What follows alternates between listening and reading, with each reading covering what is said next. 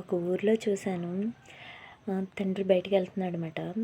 బయటికి వెళ్తుంటే, నాన్న నీకు ఈ కాల, నాన్న ఈ కాల తెచ్చిపెట్టినా అమ్మా అని అడుగుతున్నాడు. పక్కనే ఉన్న తల్లిదండ్రులు మాత్రం పట్టించుకోలేదు. పట్టించుకోకుండా వెళ్ళాడు. తన కొడుకులకి పిల్లలకి పిల్లలకి కావాల్సినవి అన్నీ తీసుకొచ్చాడు. కానీ తింటావా అమ్మా అని కూడా అనలేదు. నాకు బాగా బాధ అనిపించింది. ఈ వీడియో చూసైనా మన మనసు మార్చుకుని మన కడుపున పుట్టిన వాళ్ళని, తర్వాత మనం వాళ్ళ కడుపున పుట్టిన వాళ్ళని జాగ్రత్తగా చూసుకోండి. ఎందుకంటే వాళ్ళు లేకపోతే మనం లేము. మన పేరు ఉంది అని అంటే వాళ్ళ వల్లే. అది డబ్బు ఉన్నది డబ్బు లేదు అని చూడకండి.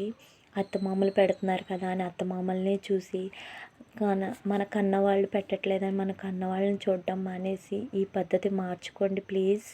ఎందుకంటే మన అన్నదే ఎప్పుడూ కూడా వాళ్ళ వల్లే వస్తుంది.